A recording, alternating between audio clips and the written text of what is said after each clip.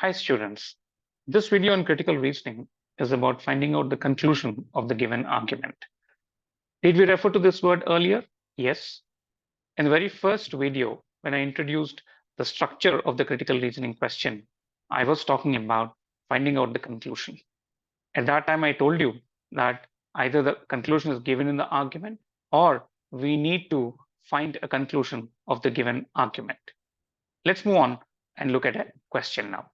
Here is a question where we are going to find out about the conclusion of the given argument.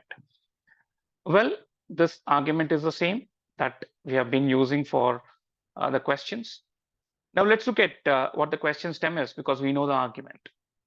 Which of the following can be concluded from the above argument? We have seen that researchers have found something that is very close to what the Stanford mathematician has found it to be. So what can be concluded from this? Let's look at it. Choice A, the inherent randomness of flipped coins represents a fair outcome. Their inherent randomness, when we toss a coin, there is some randomness, right? Whether it could be this side or that side kind of thing, whatever be the coin.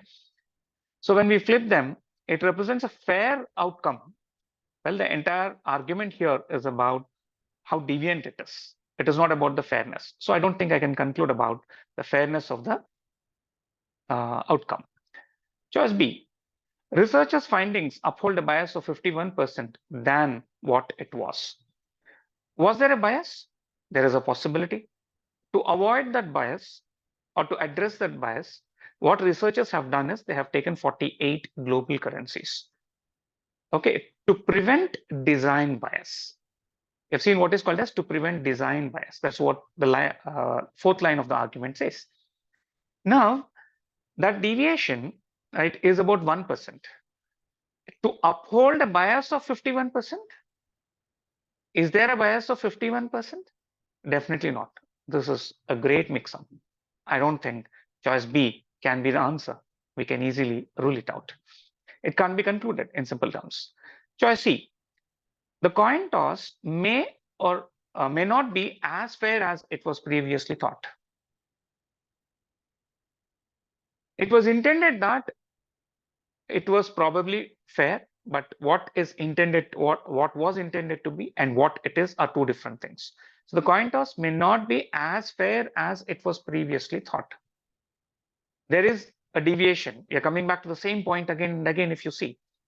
Okay, this is a possible conclusion that we can take. If there's a better choice, we'll go with that. If not, we'll go with C. Let's look at choice D also before that.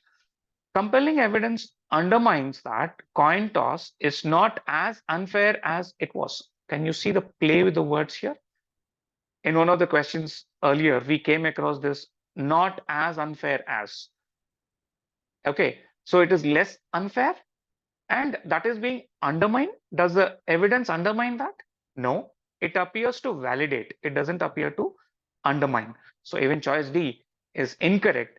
It negates the very idea that is presented in the argument. So we rule it out. Hence, choice C is the only one that we are left with to go with. C is the answer, proper conclusion for the given argument. Hope you understood this, students. Moving on, we'll be getting what is called as assumption-based question. Thank you.